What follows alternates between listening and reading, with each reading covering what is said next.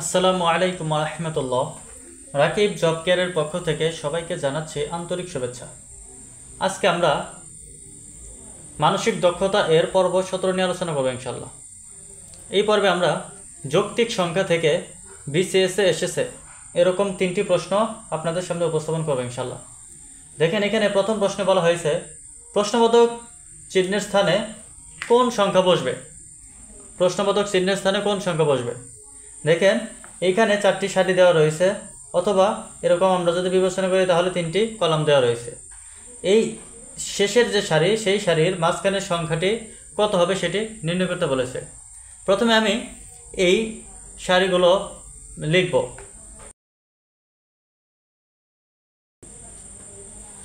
এখানে আমি এই 4টি সারি লিখলাম।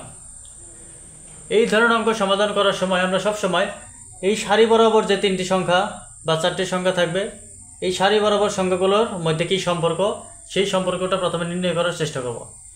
এতে যদি আমরা অঙ্কের ফলাফল মিলাতে ব্যর্থ হই, তখন আমরা দেখব যে কলাম বরাবর কোনো সম্পর্ক আছে কিনা। প্রথমে আমরা এই সারি বরাবর কোন সম্পর্ক আছে সেই সম্পর্কটা নির্ণয় করব।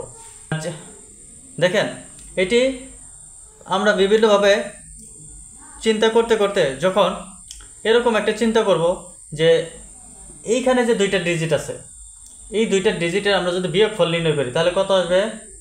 3। 8 থেকে 5 বাদ দিলে থাকে 3। আবার এই যে শেষের সংখ্যা, এই শেষের সংখ্যার ডিজিট হচ্ছে কয়টা? 2টা, 2 এবং 1। এই 2টা যদি যোগ করি তাহলে কিন্তু 3 আসে। তার মানে এই 3টা সংখ্যার মধ্যে যে সম্পর্ক সেটি হচ্ছে এই প্রথম 2টা সংখ্যার বিয়োগফল সেই শেষের সংখ্যার ডিজিট দ্বয়ের যোগফল। এই 2টা হচ্ছে কি সমান। দেখি এখানেও তাই হয় কিনা। এইখানে এই 35 এবং 32-এর ব্যবধান কত? 3। বিয়োগফল কত? 3। আবার এইখানে এই 1 এবং 2 যদি আমরা যোগ করি তাহলে কত হবে? 3। তার মানে এখানেও কি এই সম্পর্কটা ঠিক আছে। এখন এখানে দেখব 32 এবং 28-এর ব্যবধান কত? 4। এখানে এই 3 এবং 1 যদি যোগ করি তাহলে কত আসবে? 4। তার মানে এইখানেও কি এই ব্যবধানটা ঠিক আছে। ঠিক এইখানেও একই পদ্ধতিতে হবে। সেটি হচ্ছে যে এই 2টার বিয়োগফল সমান এই 2টা সংখ্যার যোগফল আর সমান হবে। তাহলে কি হবে? এইখানে 4 বিয়োগ কোশ্চেন মার্ক, এই 2টার বিয়োগফল সমান এই যে এখানকার 2টা ডিজিট 2 যোগ 8, এই 2টা কি সমান। তাহলে এইখান থেকে আমরা এই কোশ্চেন মার্কের মানটা বের করব। তাহলে আমরা কি করতে পারি? মাইনাস কোশ্চেন মার্ক সমান 2 আর 8 হচ্ছে কত? 10। এই 4 ওই পাশে গিয়ে হবে কি? মাইনাস 4। 10 থেকে যদি আমরা 4 বাদ দিই তাহলে এখানে থাকবে কত? 6। যেহেতু এখানে মাইনাস, আমরা যদি মাইনাস দ্বারা গুণ করি তাহলে এই পাশে বা কোশ্চেন মার্ক সমান কত আসবে? -6। এই কোশ্চেন মার্ক সমান আসবে কত? -6। দেখেন, এই -6 আমাদের এই খ নাম্বারে দেওয়া রয়েছে। এখন আমরা এর পরবর্তী প্রশ্নটি সমাধান করব। দেখেন, পরবর্তী প্রশ্নে বলা হয়েছে শূন্য স্থানের সঠিক অঙ্কটি কত হবে। এখানে দেখেন 1 2 3 4 4টি সারি দেওয়া রয়েছে। এই প্রথম সারির যে সর্বশেষ ডিজিট, ওই ডিজিটে কোন সংখ্যাটি বসবে সেটি নির্ণয় করতে বলেছে। দেখেন, প্রথমে আমি এই ডিজিটগুলো এখানে লিখব।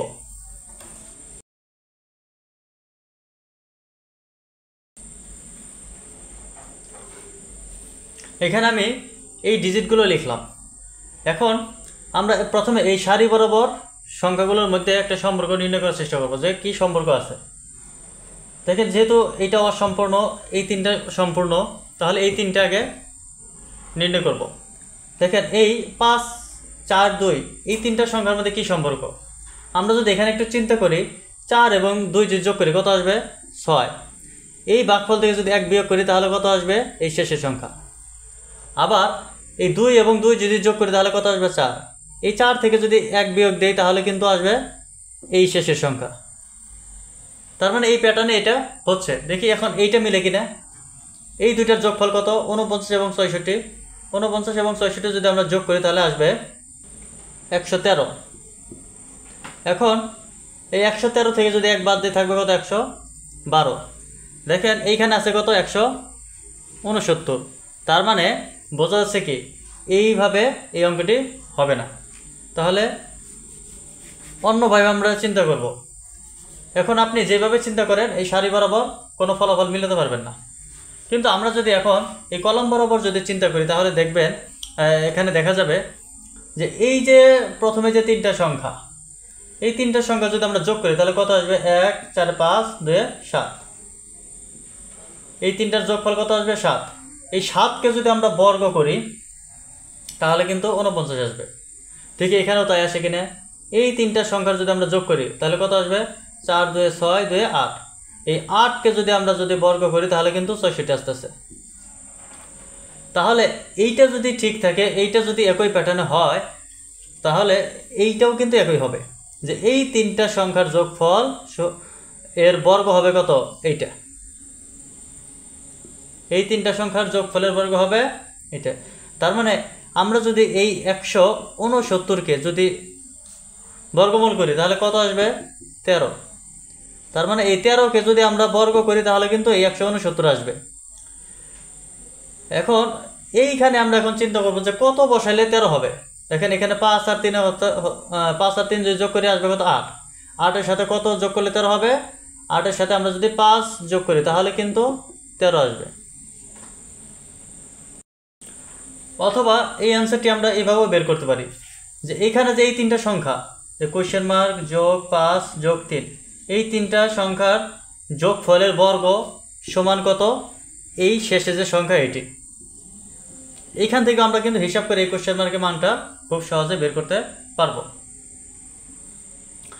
তো আমার মনে হয় আমরা যদি এইভাবে একটু টেকনিকে বের করি তাহলে বের করা সহজ হবে। দেখেন এই 5 আমাদের ঘ নাম্বারে দেওয়া রয়েছে। এর পরবর্তী প্রশ্নটি হচ্ছে 15 নম্বর প্রশ্ন। দেখেন এখানে বলা হয়েছে শূন্য ঘরের সঠিক সংখ্যাটি কত হবে? শূন্য ঘরের সঠিক সংখ্যাটি কত হবে? এখানে দুটি সারি দেওয়া রয়েছে। এই প্রথম সারির এখানে একটা কোশ্চেন মার্ক দেওয়া রয়েছে। প্রথমে আমি এই সারি দুটি এখানে লিখব।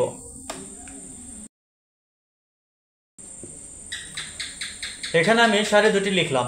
এখন এইখানে কোন সংখ্যাটি বসবে সেটি নির্ণয় করতে বলেছে। যেহেতু এই সারিটি হচ্ছে কি অসম্পূর্ণ, এটি হচ্ছে কি সম্পূর্ণ, তাহলে এই সারির মধ্যে সংখ্যাগুলোর মধ্যে কি সম্পর্ক সেটি নির্ণয় করব। দেখেন এইখানে আমরা যদি এই 54কে 3 দ্বারা যদি ভাগ করি, 54কে যদি 3 দ্বারা ভাগ করি তাহলে কিন্তু এই 18 পাবো। আবার এই 81কে যদি আমরা 3 দ্বারা ভাগ করি তাহলে কিন্তু এই 27 পাবো। তাহলে এইখানে কি একটা প্যাটার্নে চলে গেছে, এইখানেও 3 দ্বারা ভাগ, এখানেও 3 দ্বারা ভাগ। অথবা আমরা যদি এই 18কে যদি 3 দ্বারা গুণ করি তাহলে কিন্তু 54 আসবে। এই 27কে যদি 3 দ্বারা গুণ করি তাহলে কিন্তু 81 আসবে। যেভাবে আমরা চিন্তা করি সেভাবে কি একই কথা। এখন দেখেন এই 2 এর সাথে যদি আমরা 3 গুণ করি, 2 এর সাথে যদি আমরা 3 গুণ করি তাহলে কিন্তু 6 আসবে। 2 এর সাথে 3 গুণ করলে আসবে কত? 6।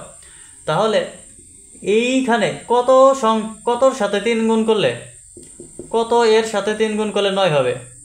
অবশ্যই আমরা যদি 3 এর সাথে 3 গুণ করি তাহলে কিন্তু 9 হবে। তার মানে এই প্রশ্নবোধক চিহ্নিত স্থানে যে সংখ্যাটি বসবে সেটি হচ্ছে কত? 3।